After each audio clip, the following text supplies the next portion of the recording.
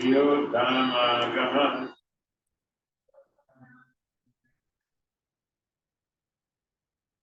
to try?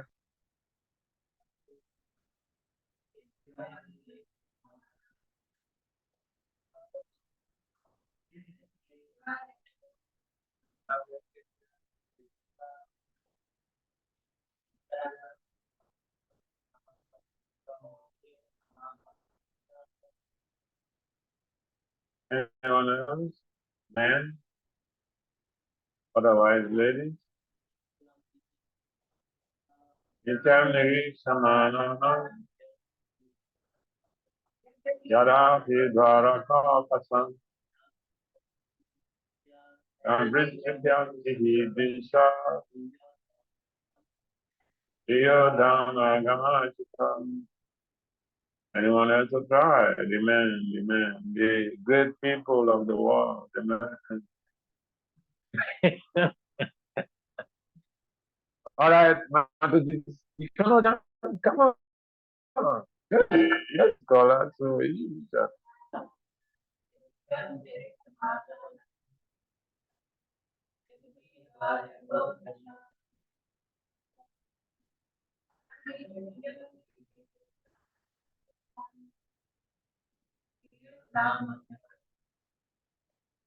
any ladies, more Mataji's?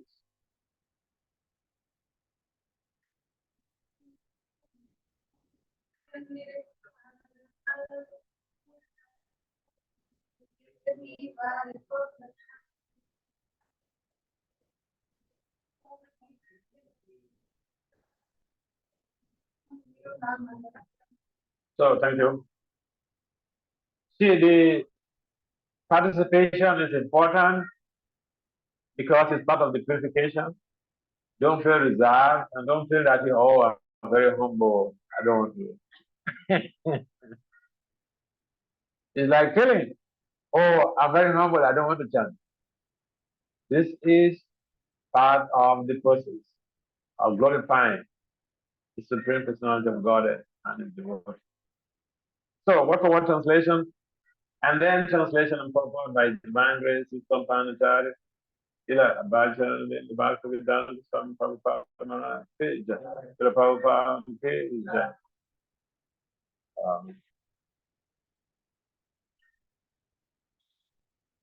Let me tell you one thing.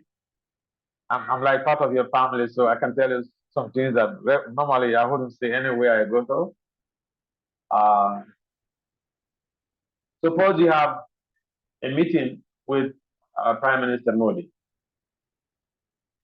Would you receive a call when you're in the room with Prime Minister Modi? Yes.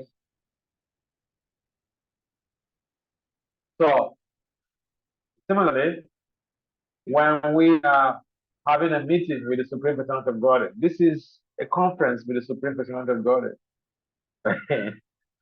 We shouldn't stay in the classroom or in the hall to be making telephone calls or receiving calls because it's offensive. What you cannot do to Modi, why do it to Krishna? Right? I don't mean you are doing it. I saw this yesterday. I mean, it's a little bit awkward. And the people come, they will criticize you. So know that it's not ethical, emotional. Even when people get married and they go for honeymoon, they shut down communication, incoming and outgoing. Concentration is on the spouse and on the bride and the bridegroom. So this is more important than even the Bible time is more important than honeymoon, right? So we have to, focus our attention on the yesterday's instructions. Nature regularly, always. Of those who look at him, yet, although happy in spite of Dwaka or Kasham, the inhabitants of Dwaka, Now, never. Did Tianchi satisfied? He, exactly. Drishtaha, sight. Sriyaha, beauties. Dharma, Angam, body reservoir. Archutam, the infallible. Translation? Please kindly respond with repeat. The inhabitants of Dwarka were regularly accustomed to look upon the reservoir of all beauty, the infallible Lord. Yet they were never satiated. Purport. When the ladies of the city of Dwarka got up on the roofs of their palaces, they never thought that they had previously many times seen the beautiful body of this infallible Lord. This indicates that they have no satiation in desiring to see the Lord. Anything material seen for a number of times ultimately becomes unattractive. This is the law of diminishing return. By the law of satiation. The law of satiation acts materially, but there is no scope for it in the spiritual realm. The word infallible is significant here because although the Lord has mercifully descended to the earth, he is still infallible. The living entities are fallible because when they come in contact with the material world, they lack their spiritual identity, and thus the body materially obtained becomes subjected to birth, growth, transformation, situation, deterioration, and annihilation under the laws of nature. The Lord's beauty is not like that. He descends as he is and is never under the laws of the material modes. His body is the source of everything that be, the reservoir of all beauties, beyond our experience. No one, therefore, is satiated by seeing the transcendental body of the Lord because there are always manifestations of newer and newer beauties. The transcendental name, form, qualities, entourage, etc. are all spiritual manifestations, and there is no satiation in chanting the holy name of the Lord. There is no satiation in discussing the qualities of the Lord, and there is no limitation of the entourage of the Lord. He is the source of all and is limitless. Homogeneous miracles, homogeneous miracles, sexual militant, fine.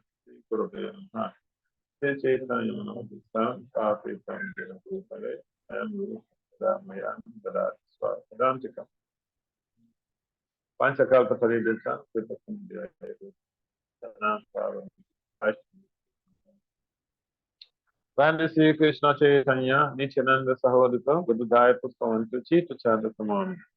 Jaya Sri Krishna Chaitanya, Prabhu Nityananda, Sri Advaita Gadadhara. Hare Krishna, Hare Krishna, Krishna, Hare Hare, Hare Ram, Hare Ram, Ram Hare Namo Vishnu Padaya Krishna Vishaya Hare Krishna Bhakti Vedanta Namaste Saraswati Deva Gaura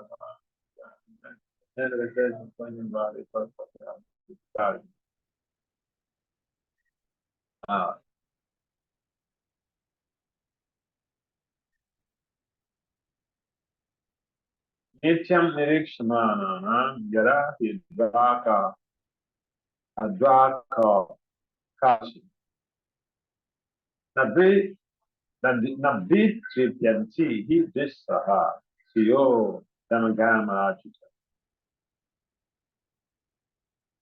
Inhabitants of Dwarka were regularly accustomed to look upon the reservoir of all beauty, infallible Lord, yet they were never satiated. So, there are two things there, satisfaction and satiation. Satiation means like you eat The belly is full. You satiate. You don't need anymore. You know what he said. You look at how you're eating.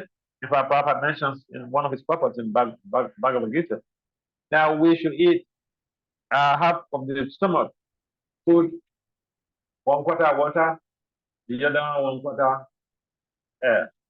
Are we doing this?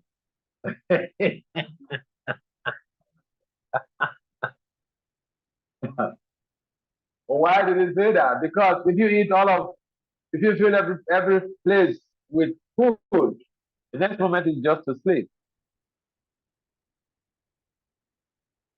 Every instruction given has a scientific implication. And so, when we eat, we can get satiated, but we are not satisfied. Understand the truth? We get satiated. Our stomach is full. It's okay. Can I put more? No. It's okay. So, the inhabitants of Dwarka, the prasadam, their prasadam is to have darshan of Lord Krishna. But also the prasadam is to have darshan of Lord Krishna. They never get satiated. I mean, it's not like the prasadam we eat and then we get satiated.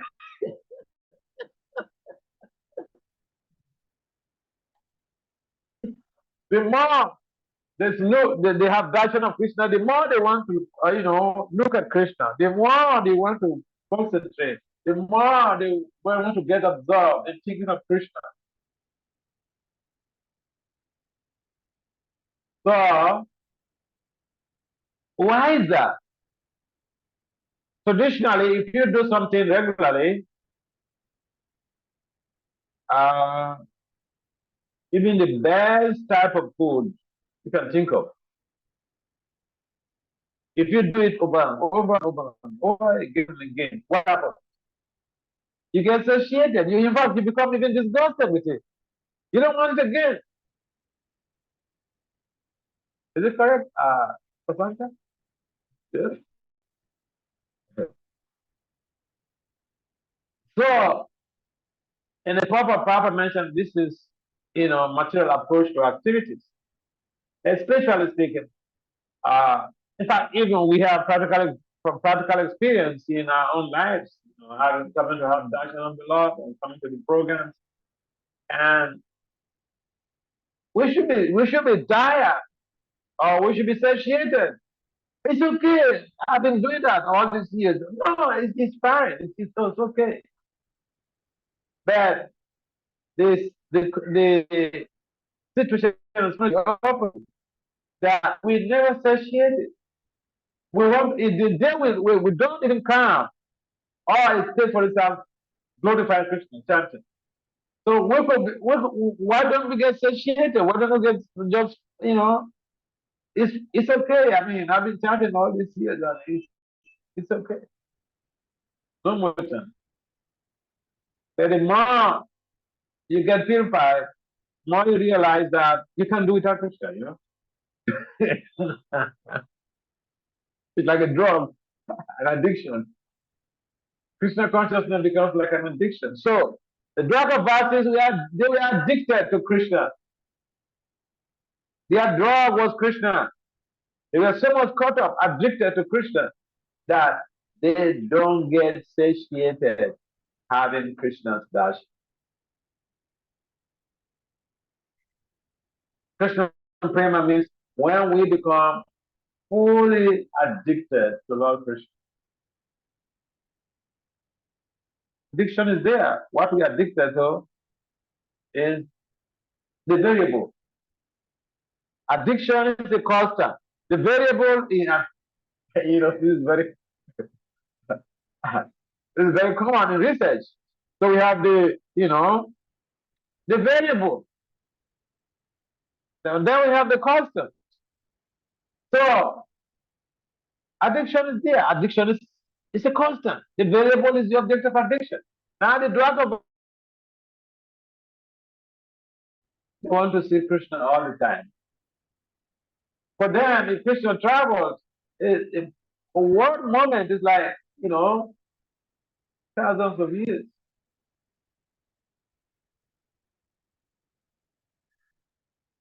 So this is the perfection of purity, purity of heart, purity in devotion of self. We hanker for the Lord. When there's some opportunity to have darshan of the Lord, there's some opportunity to glorify the Lord, we can do that. The Drakavasis, the ladies, they go to the top of their palaces just to have darshan of Lord Krishna as he was entering Dwarka. Isn't that glorious?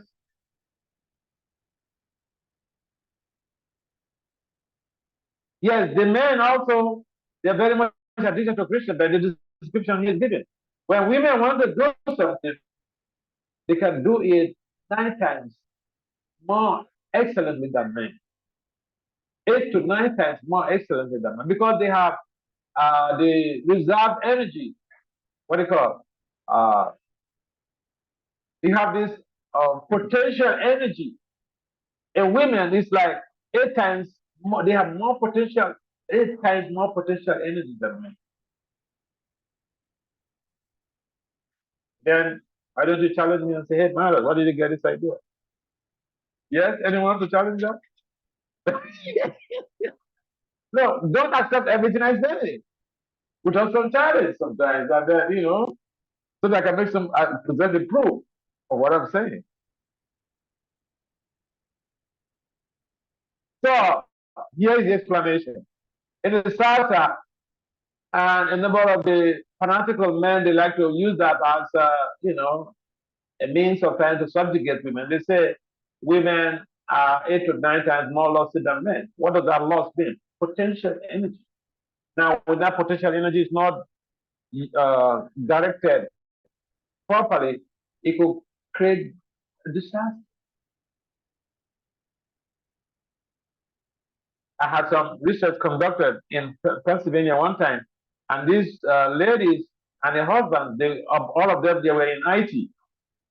So I asked them a simple question. So both of you are working 8 hours. You have kids who are in school. You drive them to school before you go to work. And some of you are working even in the same company, the same firm, the same number of hours. So I asked, when you come back from work, what happens? And the husband says, oh, when I come back, I'm just too tired. I go to sleep. So I asked the wife, what do you do? I go to the grocery shop to buy grocery and then come to school. I go to pick up the children from school.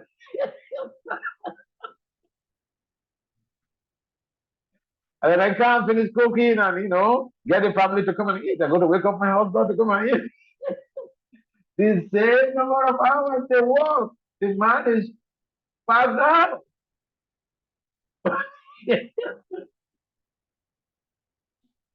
So that is the translation of my purpose, that women have 8 times more potential energy than men. Any doubts? I remember using this analysis one time, and then one young lawyer, I don't want to mention the country, he told me, you're the best of teachers, boy. You use the negative to create a fortune. Oh, yeah. So,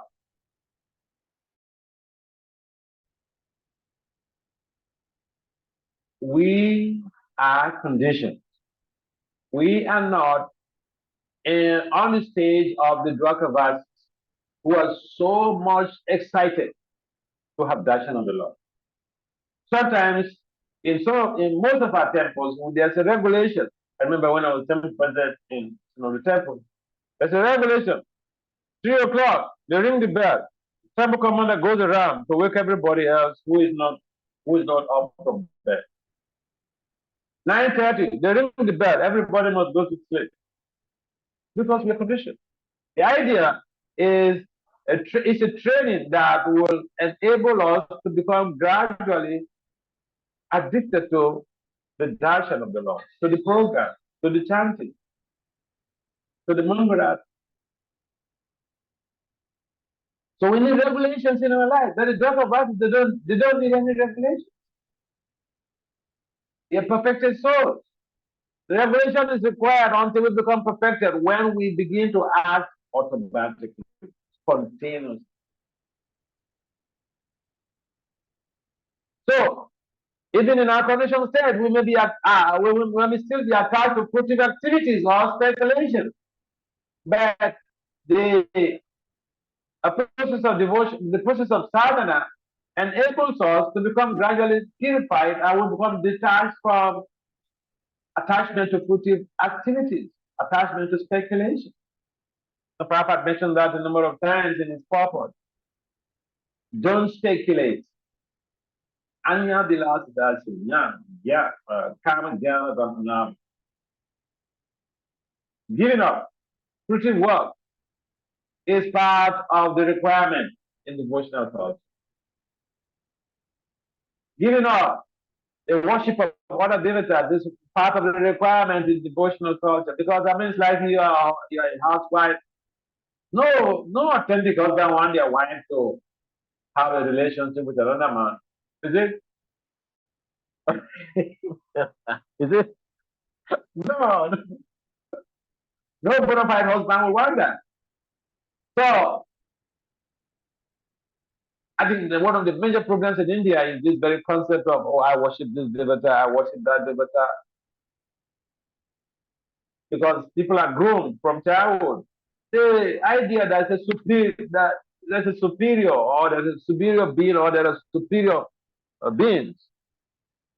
But when it comes to devotional service, we understand that, yes, this is a reality, this is a fact. But Krishna is the supreme personality of God. And so why waste the time to do all of this other stuff that will bring us back to this material world and then, yeah, to give us some temporary benefits of some good position, wealth. And some people are just afraid to give up this. They're afraid they're going to die. Because I've spoken to some people yesterday and they just confess, they're involved in this type of worship and that type of worship. How can they give it up? They die, So you don't push people, hey, give up your nonsense. No, I mean, be friendly with them and encourage them in devotional life. When they become purified, they become strong and say, oh, to hell with this. So, the beauty of Krishna is astonishing. Krishna is, well, think about beauty and think about this, let's say, Miss India. Who is Miss, who was Miss India last year or this year?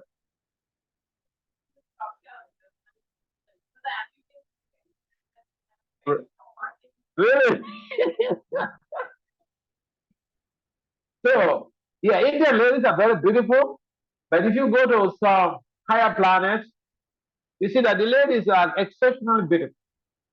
But, when you talk about beauty, where do we derive our beauty? What is the source of our beauty? What is the source of the beauty? Krishna. Krishna is the reservoir of beauty. He is beauty personified. And then, if you understand this, is there any surprise that the Drakavasis are so much excited and stimulated by Krishna's beauty? There's not a surprise. The surprising thing is that the conditioned soul is not stimulated by Krishna's beauty. It's not addicted to Krishna by dint of his beauty. We are stimulated by some external factors. We get intrigued by external factors.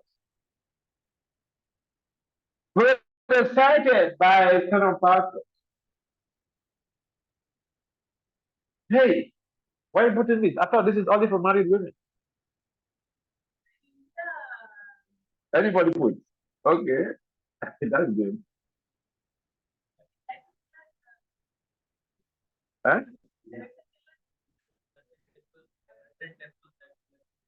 Oh, okay, okay. Okay. Acha. Uh, okay. Okay. Okay. So beauty is something that we want. We want beautiful children. We want beautiful wives. But beauty, where is it coming from?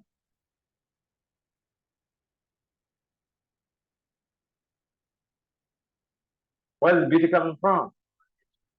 Huh? What?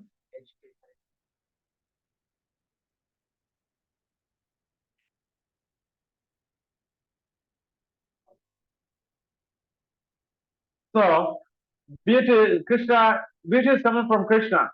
And if someone is very beautiful, it means that they have some very strong connection with Krishna in previous life. They perform some type of austerities in previous life. So these Dwakavasis, I mean, they are perfected souls, and they are just in the right place at the right time, satisfying themselves with the contemplation of the beautiful form of Krishna. So if you have something so beautiful, uh, or a form so beautiful by Krishna's form, then you just practice to be fully absorbed in that form, because Krishna's beauty is the ultimate. Each time we experience beauty, whether it is in art or in human form, we should think of Krishna. We should ask ourselves, what's the source of this beauty? Oh, this lady is so beautiful. Huh? But where's the beauty coming from?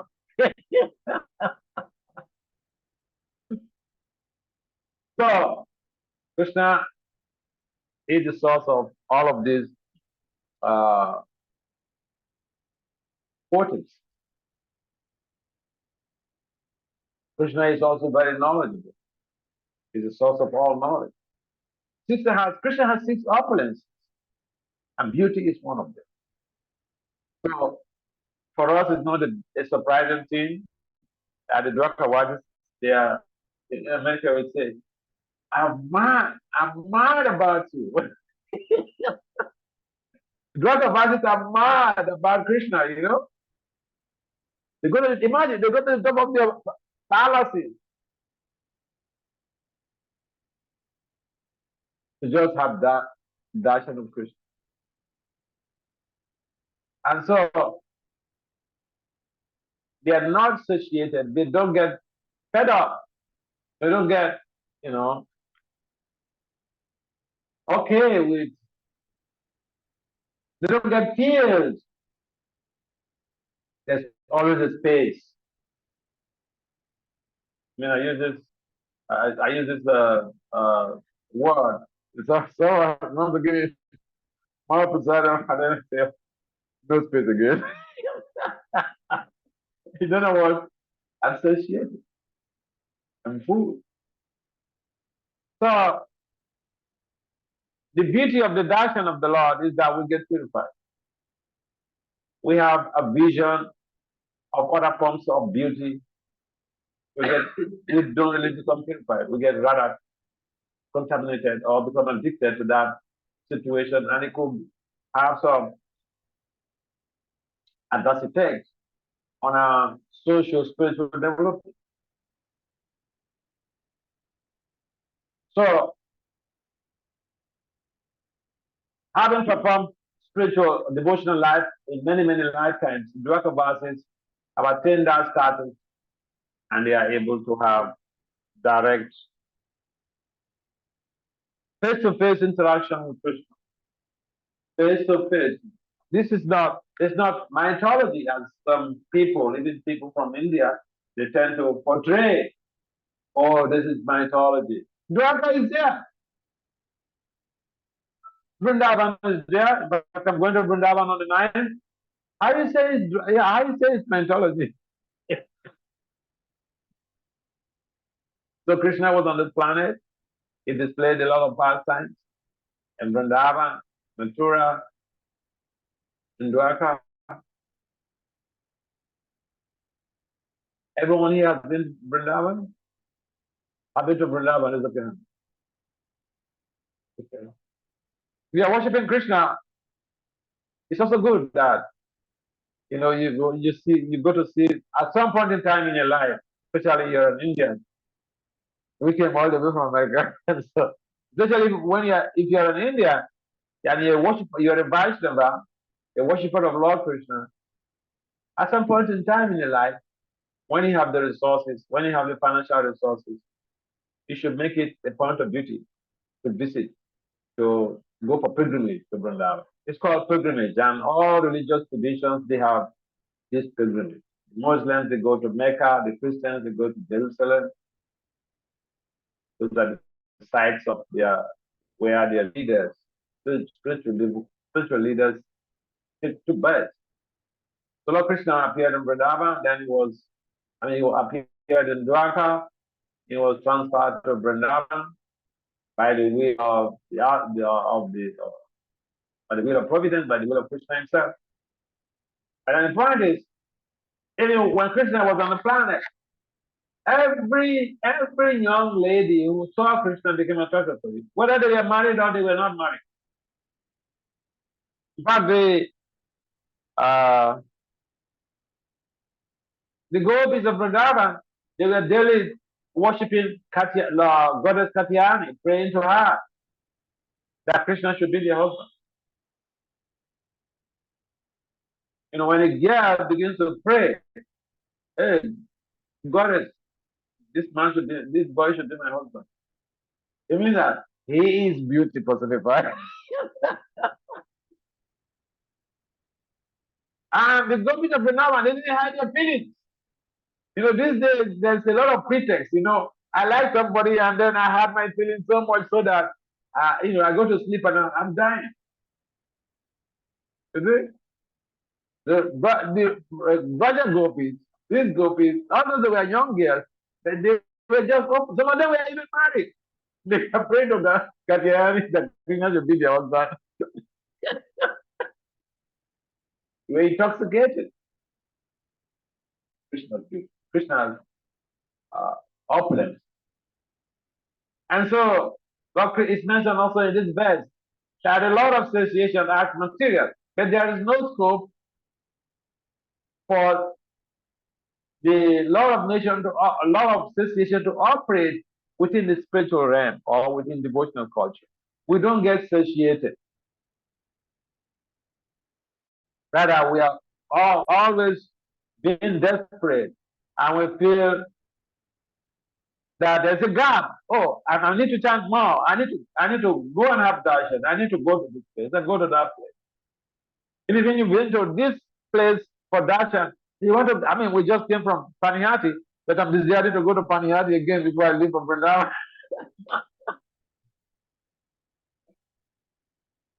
So, the idea of cultivating spiritual life is to create that type of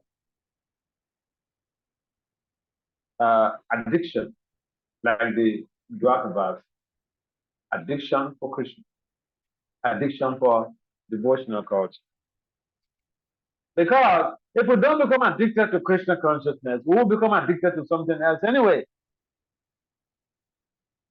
We can't find vacuum in our consciousness. Every time we're thinking of something, who can say that they're not thinking of something anytime? We're always thinking of something, right? And Krishna requires of us that we should, instead of thinking of something else, we should think of him. That is being addicted to Krishna. Krishna says, He gives us the permission. Don't get addicted to heroin. What about drugs? Be addicted to me. This is a good addiction, okay? Like the drug of oasis. Ah, association is not operational within the spiritual realm because Krishna himself is infallible. Achuta. Every living entity is fallible. Every conditioned soul is fallible.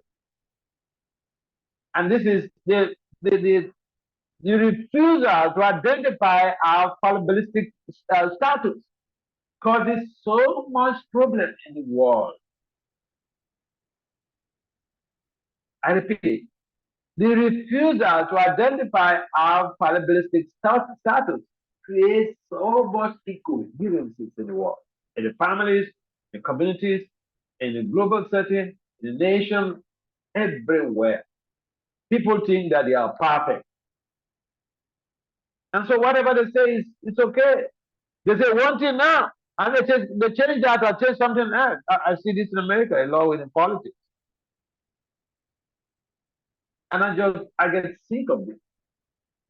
Sick and tired of people who are just telling lies. Trump, my former president, he made over 30,000 false or misleading statements to the American people in 4 years. Over 30,000 misleading or false statements. So people in general, they don't care, you know. I mean, it's like a traditional thing. But this is just to show how fallible we are. We can tell ourselves lies to defend ourselves, to protect ourselves, to protect our ego. Because we are deficient of infallibility. It's only Krishna who is not fallible. And because we are fallible, we have to create fallibilistic flexibility in our relationships, in our management, in our communities, in our interactions with people at work, in devotional communities. We have to create a fallibilistic flexibility. In other words, we identify that I am fallible, I am not perfect, and we're ready to listen even to our own children's words. The world is not like that. You find any world, any place like no. The people on top, they always feel that they're perfect, they're right, and everything they say is perfect. So, but then the president lies. And his followers say, we love him anyway. So, so it's a problem that the conditioned soul refuses to identify that we are fallible.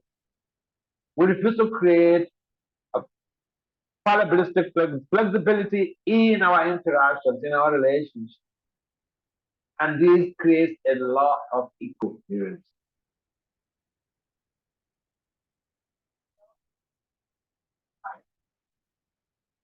How many children, how many parents will tell their when they wrong their child, how many parents will come up to say, I'm sorry? No, very rare. Very rare. So this is our conditioned nature. We're fallible, we are not able to identify. We think we are all perfect.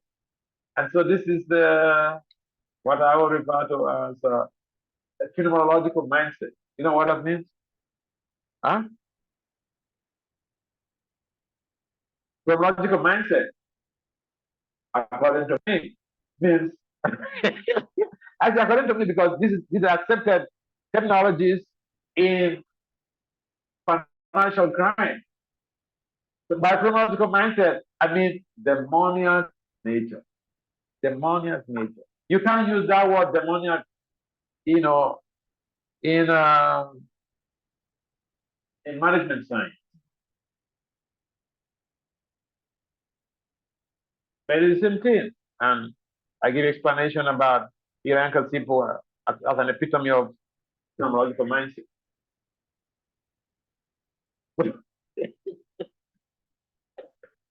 So, uh, the people who are obsessed with material affection, they never create fallibilistic flexibility in their lives. They always think that they are right. And they don't have regard for anybody. They don't have respect for anybody. They are not ethical too. So we had in some previous texts, Krishna, all these people, all these lot of verses, they greet Krishna, they are praising him, they eulogizing him, and Krishna went around casting his sidelong glances on them, smiling at them back. Reciprocation. It's not that I'm the big man. Hey, I'm the Swami, you know? I need just pay me your basis. And before you get up, I'm not there. I'm gone. This happens with some of us. So, this is due to the fact that we're thinking we're better than anyone else. But it shouldn't be in that way.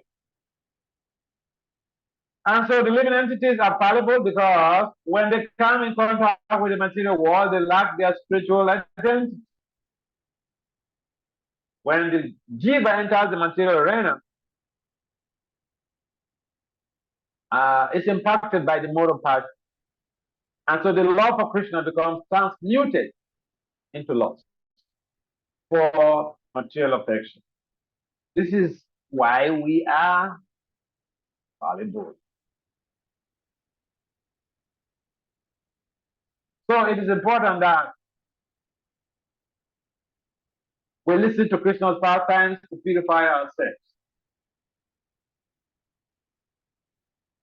We should come, as much as possible, we should come and listen to Krishna Katha. We should come to participate in the program because this is the process of purification. And this helps, especially the morning program, it helps to build a solid foundation. It helps to insulate you from the distractions of the day. It helps to insulate you from the bombardments, material bombardments of the illusory energy. I mean, it's like the morning programs, they serve like what do you call a bulletproof. Chanting in the morning, coming to the Mangala, coming to participate in the program if your work time permits. It serves like a bulletproof for your day. So Krishna descends as he is, and it's never under the laws of material nature. The jiva is conditioned by the laws of material nature. So we are the jiva. We are conditioned. And if we understand that we are conditioned, we should seek help.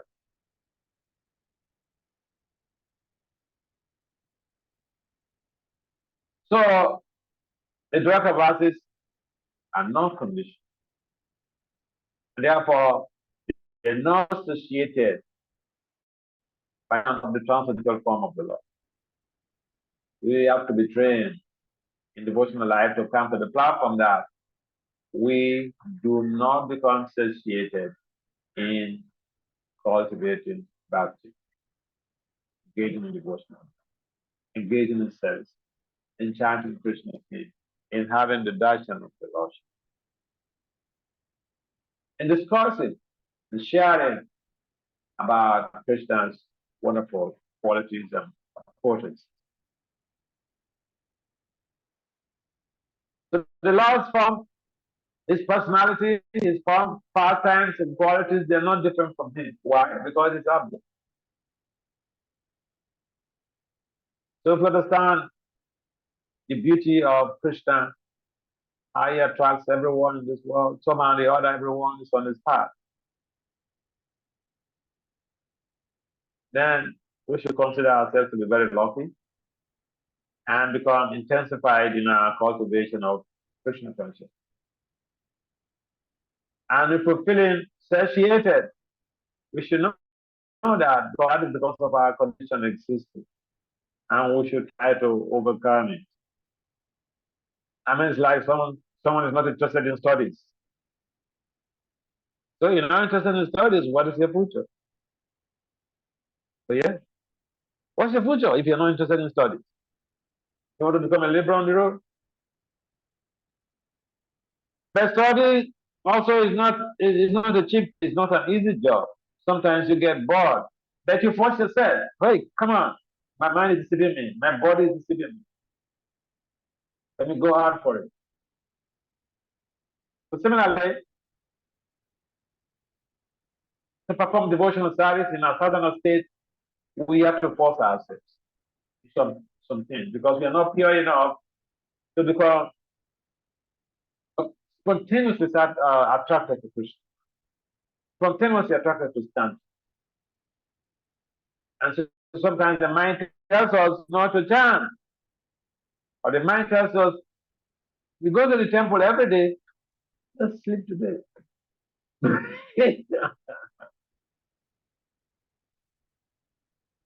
Why the mind tells you, why in a hurry? It's a whole lifetime. You don't know when we are going to give up this body. And therefore, I tell my students, those in school, I say, read as if your exam is tomorrow. You read as if your exam is tomorrow. So, similarly, we should perform our devotional service, our sadhana, as if we are about to die tomorrow or right now. This is our last chance. And if we have that type of emergency consciousness, the sky will be at the limit of our progress. So the bottom line here, the two entities, Krishna and the Jiva. Krishna is infallible, the Jiva is fallible. Krishna is our tutor. And when we worship the infallible, when we associate with the infallible, we become purified and acquire his qualities. If you put an iron nail, Prabhupada gives this example a lot. If you put an iron nail in fire, the iron nail, although it's an iron, it gradually acquires the quality of the fire. Similarly, if we engage in devotional service, we gradually become purified and become really addicted to Krishna, chanting Krishna's name, associating with devotees of Lord Krishna. Any comments or questions?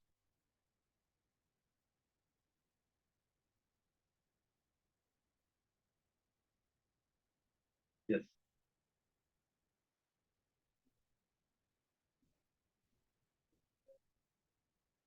Can you give me a microphone? Hi. Can you give me a microphone? Not there?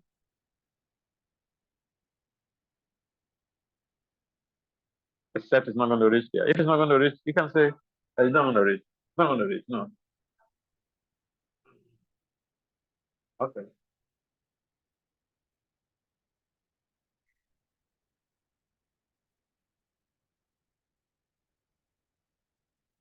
We have seen here that the Dwarkavasis, they have like they have the attraction for Krishna, and They have what? they have the attraction for Krishna, and they are not satiated. So, and in this way, the dealings with the Lord, it's like they have the dealings of the Lord in full of awe and reverence in Dwarka. So, because and still they are not satiated, because Krishna is all attractive. So, but when we come to our situation, the beginning of our system coming state, we feel like okay, we feel the taste. It is one is quality very nice, it's not wonderful. But gradually as time goes on, uh, it is not satiation, but some kind of casual. It becomes casual. Dealing with devotees and dealing with Krishna. Right? So, what is the thing which makes us casual? Yeah. Yeah. That's a nice, very philosophical insight and philosophical and insightful question. Huh? It's not really saturation because one thing is when we come to devotional life, we come because of propulsion from accumulated pious merit. We come to devotional life by the mercy of the spiritual, by the mercy of prophet, and accumulation of past pious merits. No one comes to devotional service by chance. You've accumulated so much of credit, spiritual credit, devotional credit, that in this life you are exposed to Krishna consciousness. And so that merit is still carrying you on. And so at that time you come, you're so motivated, you're so enthused, you're so packed. Yeah, but then gradually that merit, like you have a bank account, you take from it, you take from it, you take from it. At some point in time, it becomes exhausted. Then you have to build up more credit. That's where the struggle comes. That's where the struggle comes. You have to force yourself to wake up. You have to force yourself you have to be informed, self-informed, and self-motivated. So if you understand this, then you don't hold anyone to blame. This is a general problem. Okay, a number of people have asked this type of question. Huh? In the beginning, I was so enthused and fired up. But after some time, it becomes a big struggle, you know. So that is when we have to put in the energy. Sadhana means we don't like to wake up early in the morning, but we force ourselves to wake up. We're chanting and we're feeling sleepy. What do? We should get up and walk. I remember when I was younger and I used to wake up like 1 o'clock and all this thing, especially when I was a Pujari. You know, sometimes it's a big struggle. Okay, because I have to start at least by 4:16 rounds before 4 o'clock. Because 4 o'clock, I'm going to the altar and the whole day is finished. I leave the altar maybe after class or after puja. I have to go and fetch flower for the Guru Puja. Come, do the Guru Puja, do the offering, and then go out on Sankirtan. Come back 5 o'clock, go back to the altar.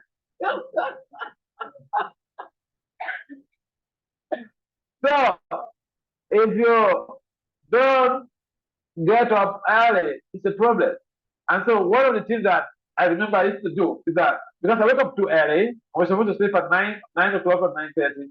I woke up too early, and so sometimes the body becomes weak. And I was younger, so sometimes just to drive away sleep, I'll make some exercise. Throw my leg here or throw my leg here. I do that for some few seconds, and then the sleep goes away. And you continue with it. It's so. Please try to understand. It's a big challenge to have material body. It's a big challenge.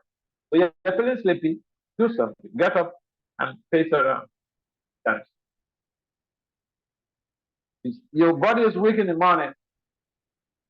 You can force yourself to wake up. And try to sleep, have sufficient number of hours that your body can take.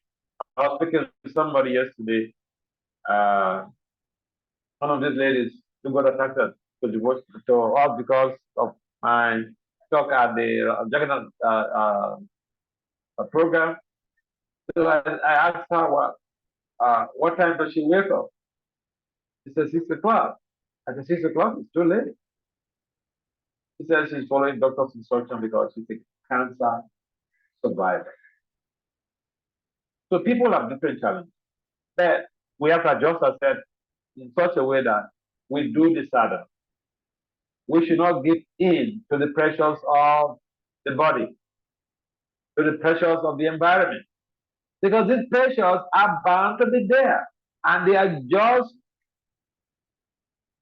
the way that we could be insulated from devotional life.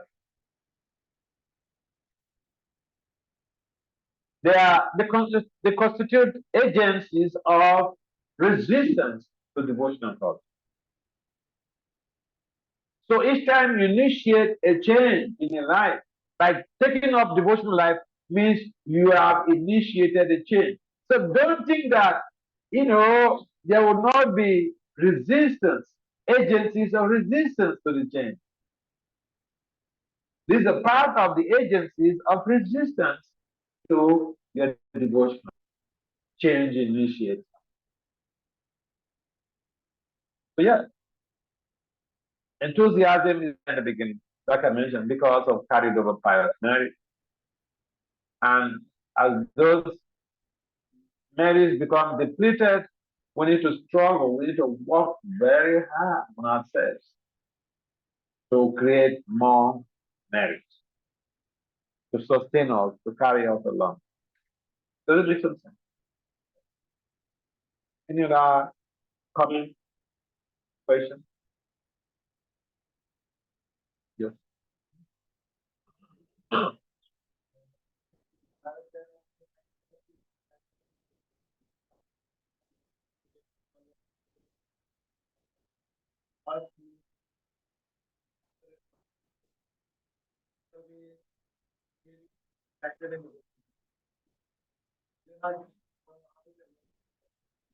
Oh, okay. Yeah, how to avoid the distractions and devotional side. We have good intentions, but distractions are bound to be there. This is a part of the resistance to your change initiative. Distractions are part of the resistance. How you act, how you respond to the distractions is the question. Distractions are bound to be there. How we respond to the distractions. Should we be proactive or be reactive? We should be proactive. So when we experience any distraction, we should use that same distraction as a stepping stone for growth. How do you do that? For instance, you engage in studies and you are feeling sometimes lackadaisical in your devotional sadhana. You're feeling uninterested in your devotional sadhana. That is a distraction to your devotional path. And then, instead of being angry with yourself, you have to treat this type of distraction like a child. It's like a child that I was watching some funny movie, and then this lady, she has a dog.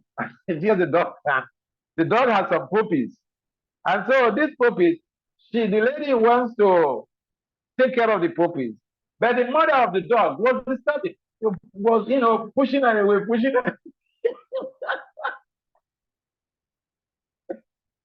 So she just had to subscribe to the will of the mother of the puppies, and there was peace.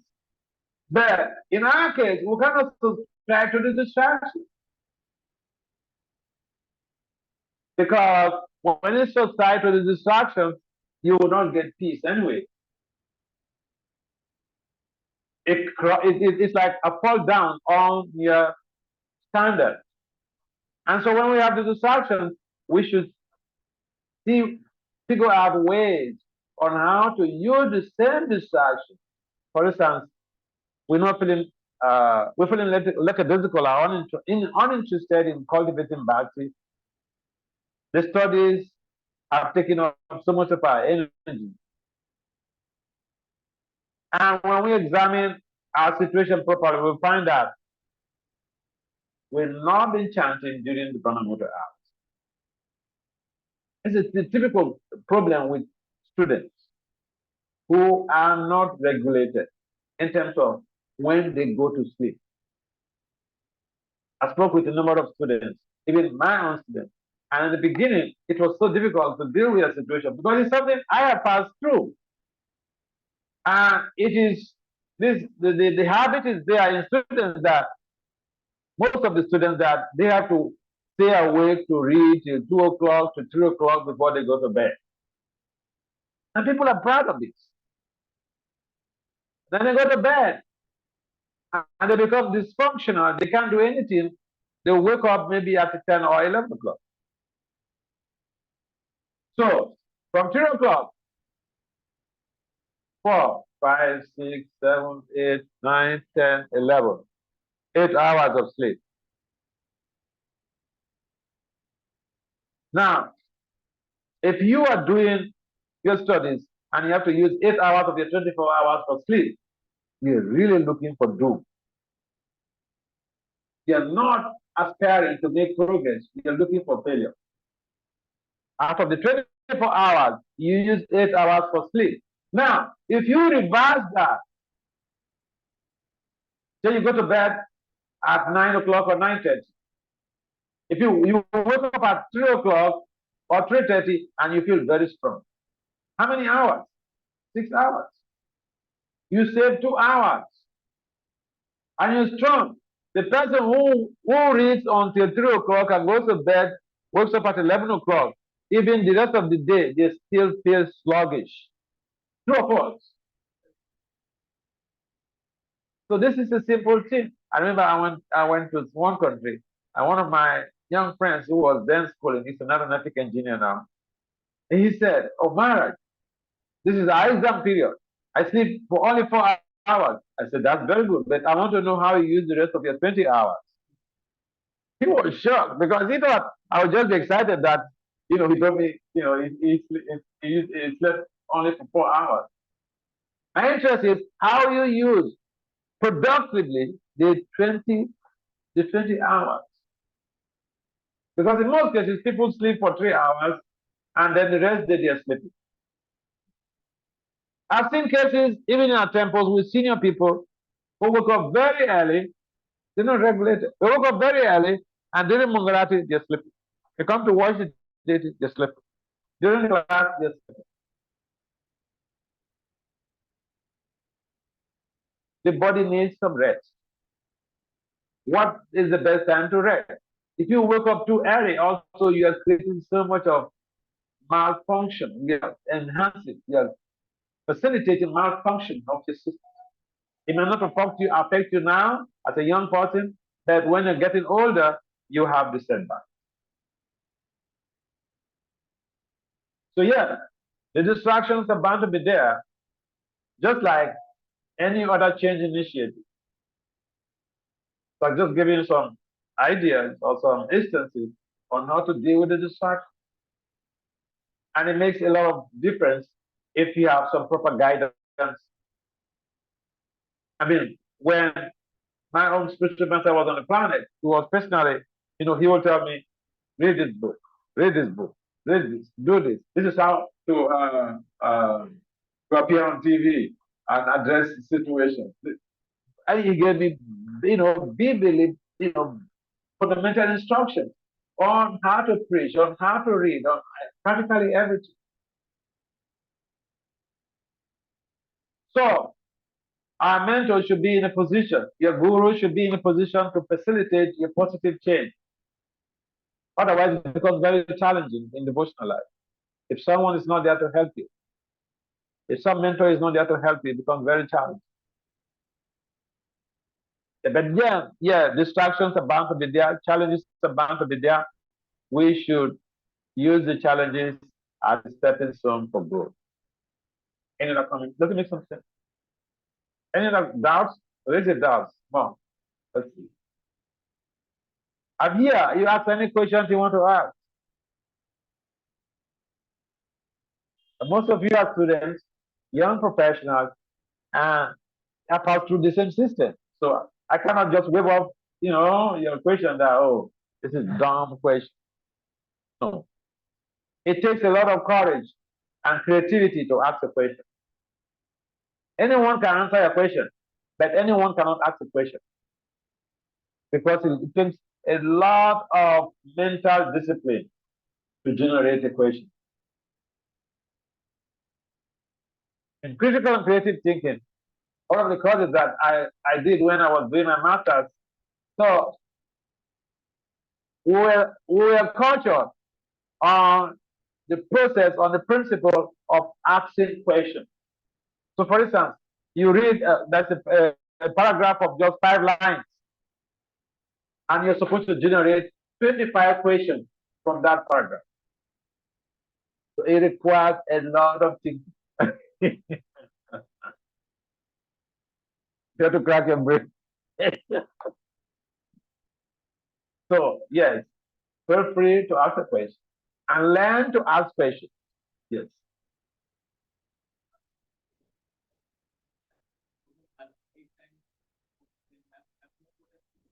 Potential energy, potential and kinetic energy.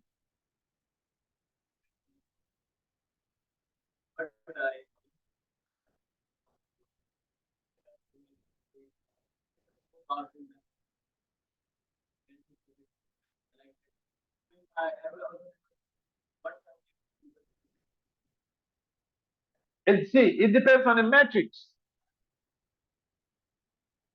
Man, some men are physical. Now, not even all men. What I give is a generalized statement that women, that's what our scriptures say. Women are 8 to 9 times more lusty than men. Okay. If you transform that positively, that is potential and kinetic energy. Do you understand? Do you understand that? So I conducted an experiment. Women and men who are doing the same type of job, the same number of hours. And the man confesses when they finish the work, the 8 hours work, they feel packed out, tired, they go to sleep. Now the woman, the wife, the same outfit, the same number of hours. She comes back from work. She goes out to the mall to buy burger, come to cook, go to pick the children, finish cooking, go wake up the husband to come and eat. She's still agile. She will not sleep until night. She goes to bed. That is potential and kinetic energy. You see, we hear some things from the scriptures, and it's very easy for us to capitalize and abuse women with that. But that same concept could be transformed in a positive way. That's what I did.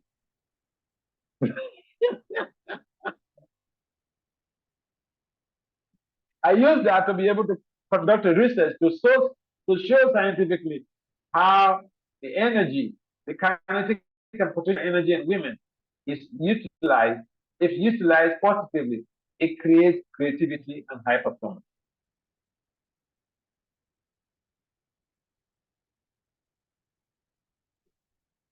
So what's the question? Yes.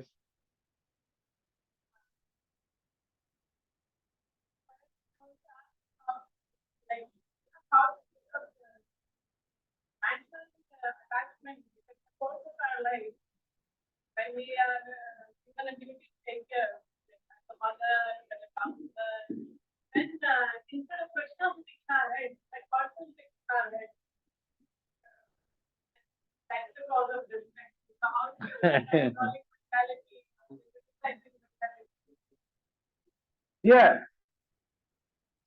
If we care for somebody, we think about them first.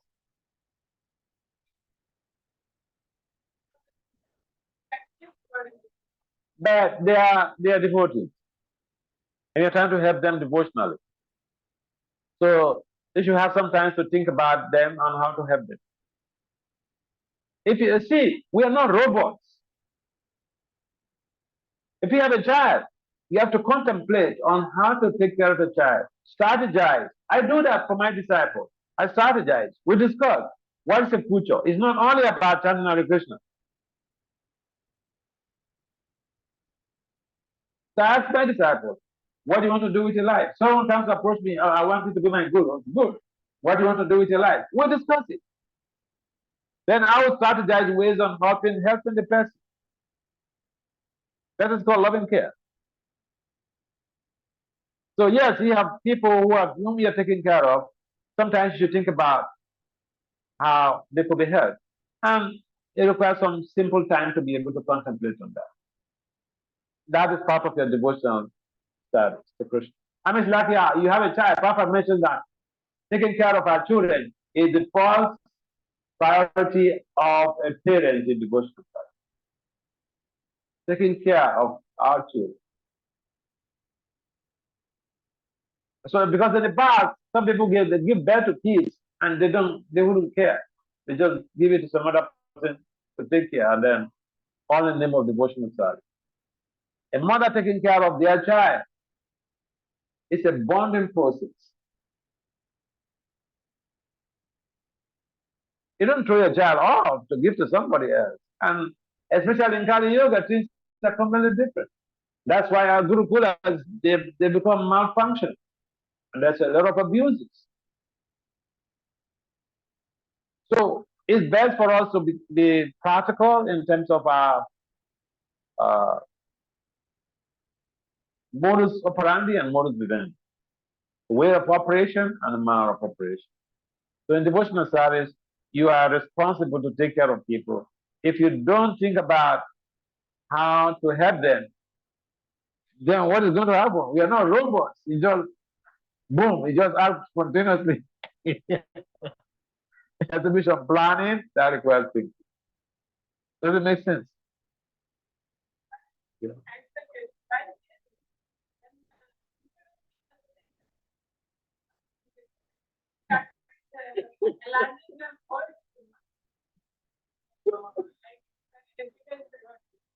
Yeah, it's a difficult seva. The duty of the mentor or the duty of the Siksha or even the Guru is to find the loopholes in the mentee or any disciple so that they can help them. If you see only the good side, the mentorship will not work. If a mentor sees only the good side, the mentorship will not work. If a mother sees only the good side of their child, then parenthood will not work because they will not find ways to help the child. Do you understand? Does it make some sense? Okay. Huh? Okay. He said the thing is that Prahlad was not deceitful. Was Prahlad deceitful? Did Prahlad tell lies? No. Okay. How was Prahlad born? Prahlad was born. You see, the father is the source of the problem and the goodness in the child. The father is the source of the goodness and the problem in the child. Because according to Sastric information, the soul is injected through the father's stomach. Now, in Prahlad's case, Prahlad was supposed to be a demon. And he may ask me, where do you get all this stuff? Read it, Vishnu Purana, chapter 41, chapter 40 and 41. This incident is there. Vishnu Purana, if I write it down, and then, huh? Yeah, Vishnu Purana 41. Now, it's mentioned how Yanangasipu went to the forest to perform some austerity. So he had told Kayadu that he was going in for austerity for some thousands of years before he come back. I don't know whether I told this story here before. Did I? Huh? Okay, so when Yanangasipu decided to go to perform the austerity, Brahma was in anxiety. Because Brahma knew. Brahma is Trikalagya. Brahma knew what is going to come on demand. So he was in anxiety. And Nanda also, he knows past, present, and future. So Nanda knows his father was in anxiety about Hiranyakasipu. Because Hiranyakasipu was going to come to to the forest to perform some austerities, and then invoke Lord Brahma to ask for immortality. So now the money understanding situation or understood the situation. So he went to assure his father Brahman that he will take care of the situation. He should not be in anxiety. So then when Hiranyakasipu went to the forest, to the mountain, to perform his austerity, Narada and his friend, what's his name? Pravathamuni. You heard that story before? Yeah. Narada and Pravathamuni, they assumed the forms of birds, two birds. So they went to perch on a tree above where Hiranyakasipu was performing the austerity. And they caused like some type of distraction to Hiranyakasipu because they were chanting Om Narayana Yadama. And so Hiranyakasipu said, Jima, he doesn't want anything to do with Lord Krishna or Narayana. So he really got distracted. So he left and then he went back to his home. So when he went back home, uh, he was having sex with Kayadu, the wife. And so the wife asked a question that, oh, dear husband, you said you're going to the forest for 30 for thousands of years. But you didn't stay long, you came back. What happened? And so when Hiranyakasipu was began to explain to her about what transpired, what his experiences were, and he repeated what he experienced about Narayan's name. And he had these two birds came that were distracting him with Om Narayana. At that time, he started Narayan's name, he distracted him. The consciousness at the time of mating is what invokes a particular child into the womb of the woman. That's how Prahlad was born. Hiranyakasipu was saturated with Krishna consciousness at the time he was having an affair with his wife because he remembered Lord Vishnu. Not mentally, he chanted Lord Vishnu. So those who want to have children like Hiranyakasipu, they should follow this example. And the example is also there in our tradition. I remember I was speaking with a young friend, and then he's trying to get married. So I was speaking with him, and I was mentioning that Prabhupada said married people they should chant 50 rounds before having sex if they want to have a child. He said, "Well, I never heard of that." I said that people will not tell you because you'll be scared to get married. So if you read the Gabata Saskara, it's heavy. But all married people should endeavor to read the Gabata Saskara. And remember, some of my friends they got married and they came to me that the wife came to me that they want to have a Krishna conscious child. So I said, "This is what you do. Go read Gabata Saskara, the book." So she and her husband they bought the book and then they read it. And then later she came to me to say, "Maharaj, very difficult." I said, "Yes. To be a grihastha, very difficult." So to be married is one thing. Married you can have sex anytime you want. But to be a grihastha, if you're a grihastha in this life, you go back to God. For sure, I guarantee you. The brahmachari may not go back to God, but the grihastha in this life, surely go back to God. Because to be a grihastha is not a joke. You have the sense gratification dangling before you. You have the bait, like a fish. You want to catch a fish, you throw a bait. Yeah. So young people, most of you are going to get married. So you should hear this. And it's so challenging if you are hungry and you have the put some plenty of prasada in the room where you're staying, and they say, this is for you, but don't touch it. So those who do not want children who will be disciplined, they should follow the footsteps of your ancestors in this regard. They should read the Gabbadan Samskara and know that marriage in itself is service to Krishna. Sex in itself is service to Krishna. It's rigorous.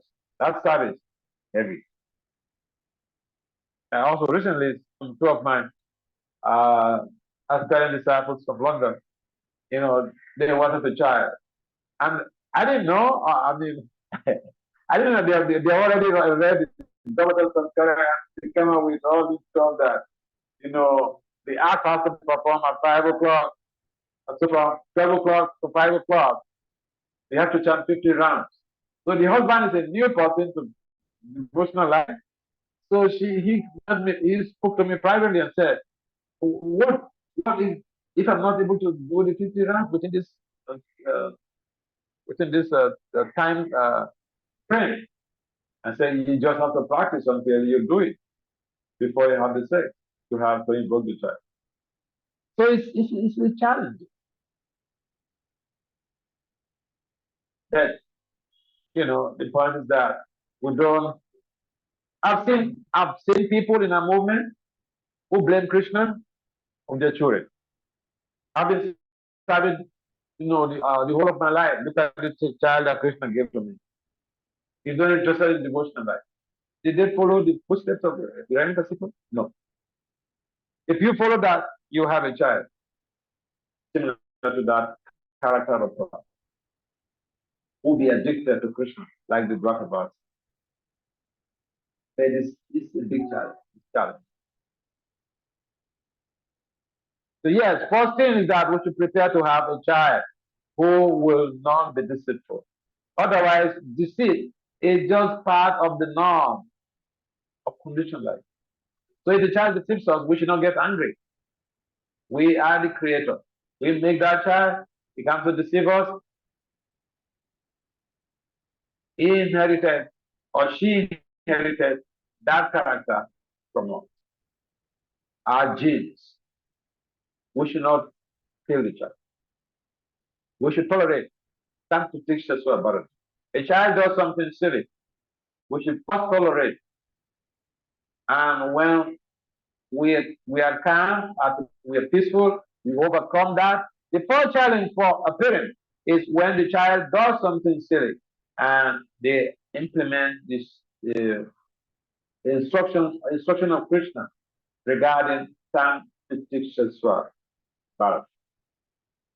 Otherwise, anybody can just carry a baton and start hitting the child. The child is not a slave. So we have to be tolerant. Fourth principle, be tolerant. Later, even after a day or two or whatever hours, you can sit the child down and tell them this thing is not proper for our family and all this. But first, you are to pass the exam first. Yes. Repeat. About what I'm saying.